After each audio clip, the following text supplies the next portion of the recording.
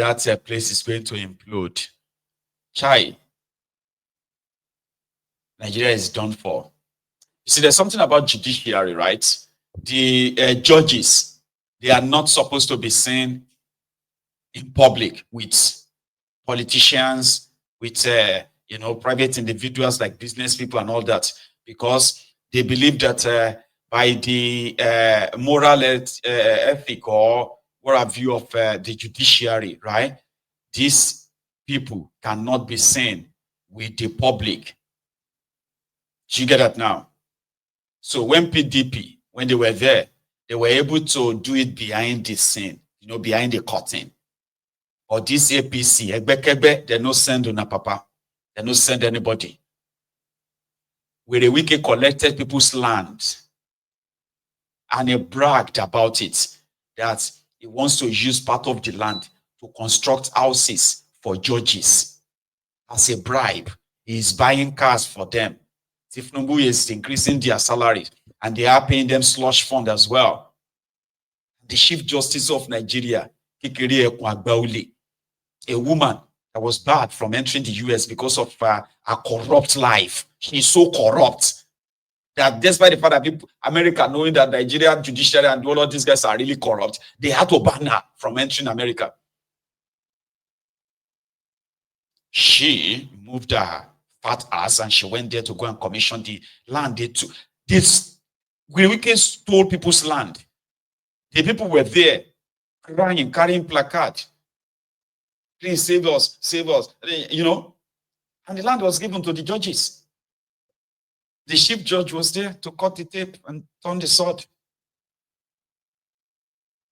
Because, she's going to get one of the houses.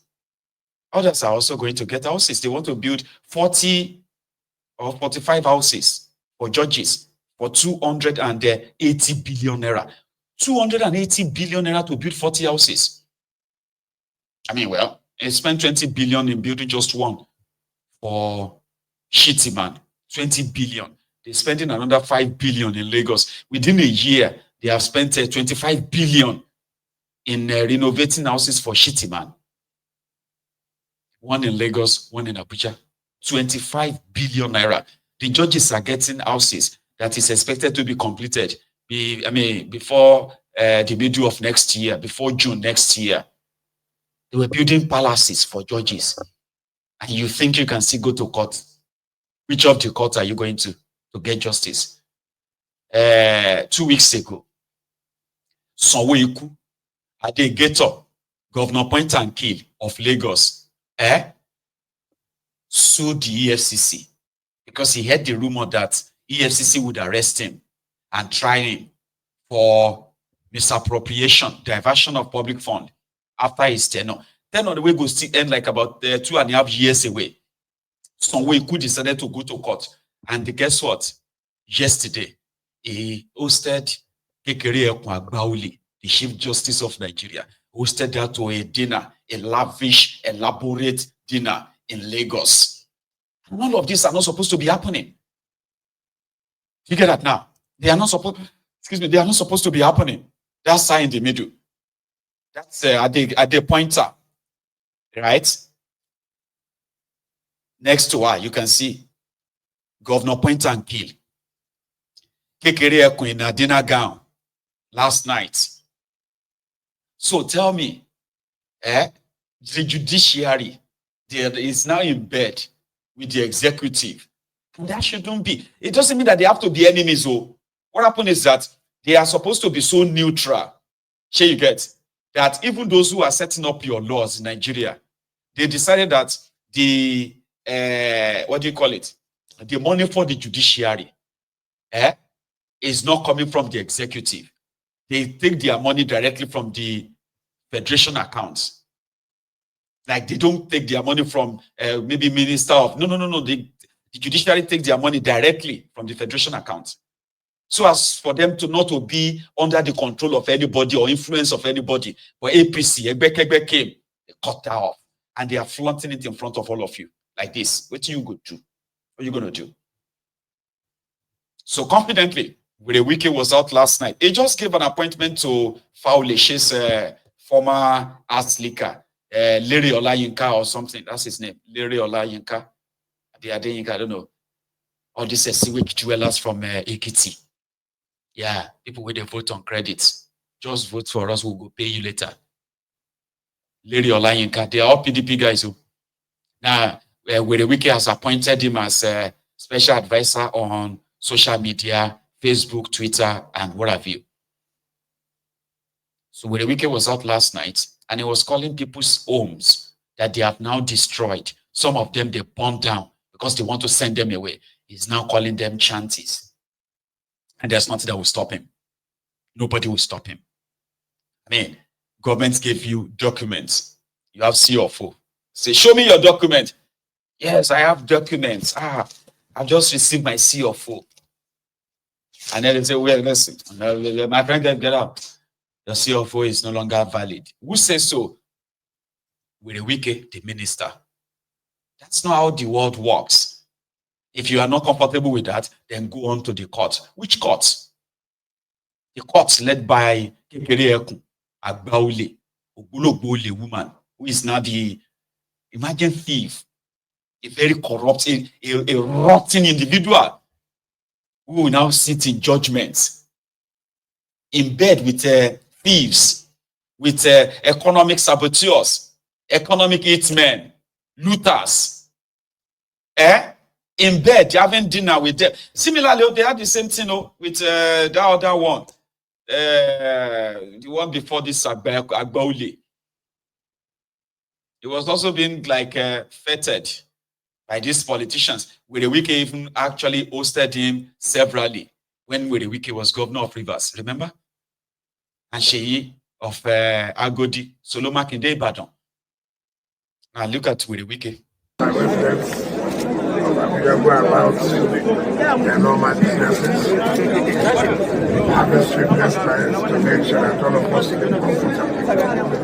And they have identified that this area is one of the areas that poses a lot of threat to security, where you have the red light, like a buffer zone. And if you allow this kind of people to be here, what means that anything can happen to our trades. And nobody will take that risk. Here is government land. A lot of vegetation, government have not decided what to do with it. And so some of these people have come to stay under it and then begin to have use it as an area of committed crime. But we are human and we have come here to stand in the position of government and then see how we can also interface with them, see what we can do for them. So that to not as if we are inflicting hardship on them. But the truth of the matter is that no government wants it sought before reserves and allow this place to be occupied by hoodlums. You can imagine the number of persons here who we cannot identify.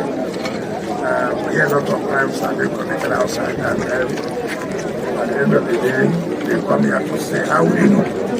So government has decided that we are going to go back and look at what we are going to do as far as this is concerned. And we have told them nobody will go to pay anything, whether temporary or permanent. No, we will not allow them until government has taken the final decision on what to do on this piece of land. And I've also said that no amount of blackmail, no amount of intimidation, no amount of abuses was no amount to do our job. It doesn't matter who's they were hired, they call them civil society or non-civil society. We're not interested in that. Our interest is to put in life and property to secure Abuja. So that's one of the best cities in the world. And everybody sees that we are working in synergy with all the superior security agencies. So we're happy that we've come to see the paper ourselves. And on the other side, to take a date to go to the other side of the red line and say that we want to avoid things like this to continue to happen. Minister, there are other shanty towns in the FCT. Will this also be adopted in the other shanty towns? This approach? Yes, as of yesterday, being Saturday, the Lord is in it. Myself, the director of Vows, the government control, we went round and we saw so many shanties so many areas that are converted to bus stops and the rest. And we're deciding that some of these areas will convert them to new bus terminals, and this first shanties will be demolished. So that to allow for good environment, other leaders, and for people to carry out. You see, it's so beautiful. When we're doing this work, we're not against anybody. It's for the interest of everybody. We are members of the public. But people who come out to say, oh, that poor people who are improved for their living, nobody wants them to have it. This is not correct. Security is key. We will not, because you want to fight and other people will not be secure. It's our responsibility. It's responsibility of government to make sure that people are protected while you are looking for whatever you want to do for in order to live your life. So we are sure that we will continue with the demolition of shanties that pose security threats to FCT Abuja. It doesn't matter whatever coloration, whatever name anybody will do to this. We can do the right thing and not to stop us. You hear that? Doesn't matter if it's so illegal. He called people's homes shanties. All right? And then some of the undeveloped land, he actually accused them of being behind insecurity in Abuja. The easy ways, they say, okay, it's for security. We don't. But you are taking people's lands. That's what you are doing. You are taking their lands. You are burning down their houses. You are demolishing their houses just to get rid of them. What happened to the originality of their document? They don't care. Nobody cares. That is what Nigeria is. All these things about, I know my right. I know which right in Nigeria. It's about who knows who. Now they will take all the land from them, and guess what? They will reallocate the lands to themselves, politicians. And it's not because any of them is going to actually use the land for anything. No. Then the politicians will now resell the land to make money to a new set of people. Now, for those who will now buy the land, in another 5 or 10 years, another politician will come again and be like, we are taking out this land from you. And the cycle goes on. When El Rufaya was the minister of FCT under Obasanjo, he did the same thing. Almost all of them did. When they need land to give to themselves, to give to their cronies, and the rest of that. So most of them will now take the land. When they give it to them for free, they will now resell the land for millions of naira or billions of naira and go back to their state wherever they come from, the politicians. 10 years' time, those of you who are going to buy the land from them, you will now be the one to face another government that will come and they will say, we are taking the land from you. That's exactly what they do in that place. No, your document is just for demonstration. Just use the document for that. Even if you build houses on them, if you build properties on them, they will demolish them. They will. I don't know how a country is kind of like, so much of a stress. I don't know why people will put themselves in that kind of situation. So the likes of Wike, they're not doing this because of security. They are not, no. Even if you go to court and the court says they should leave you alone. Which court? The one that the Chief Justice is already Shedi Balabala, Shedi Bolobolo for all these criminal politicians? Who are you going to report to? This one.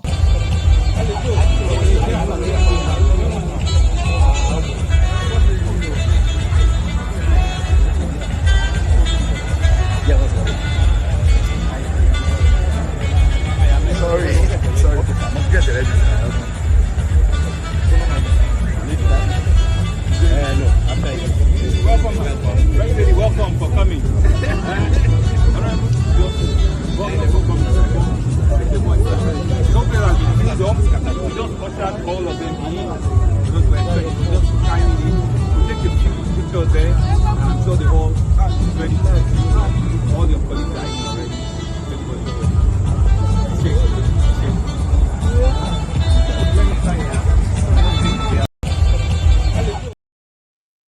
That's the Chief Justice of Nigeria,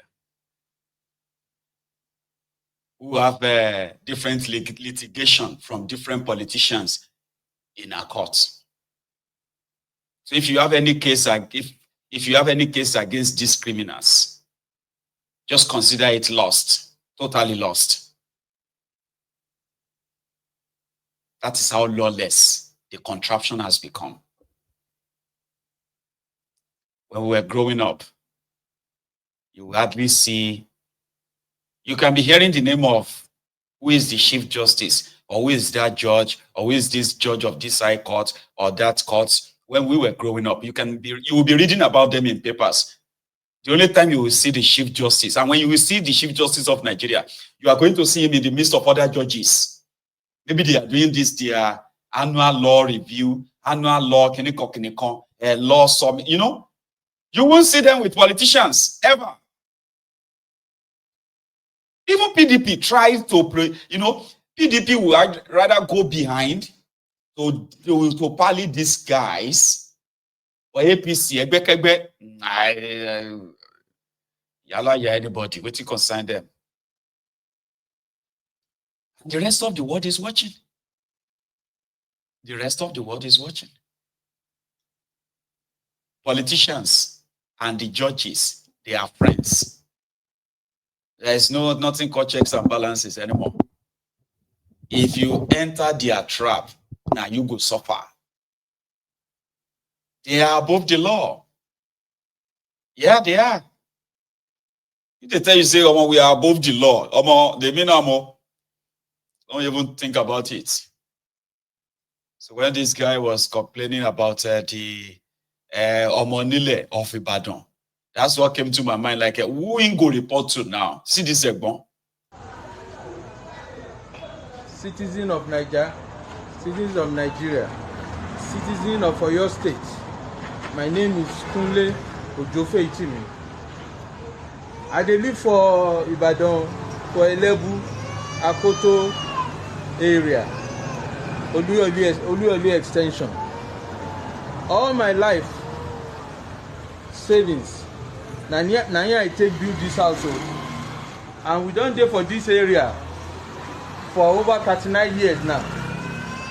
Then Omonile just came like 3 months ago. They said that their land be this.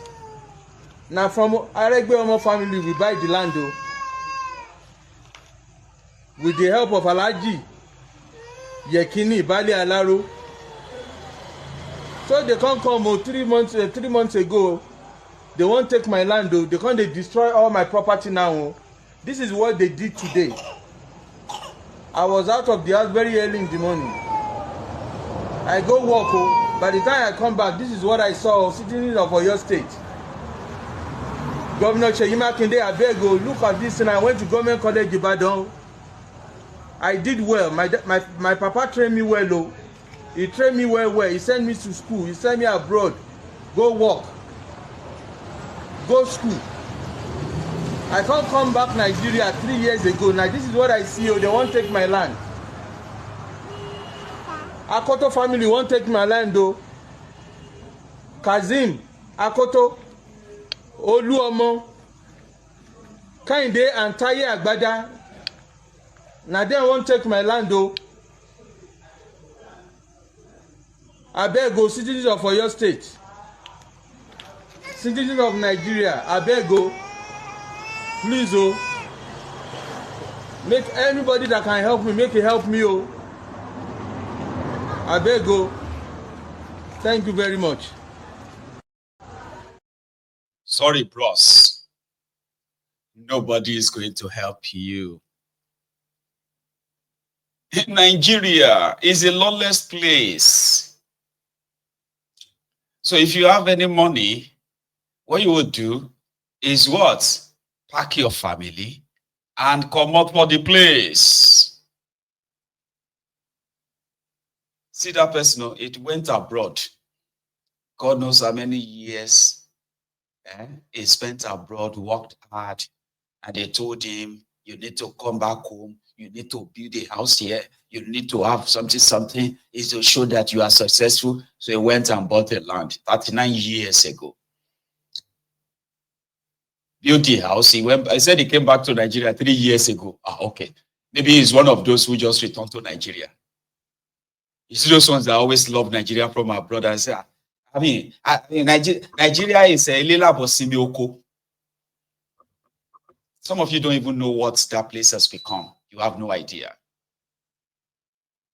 And sometimes when it happens like that, it's always good so that I can have something to share with some of you who are still living that kind of lie.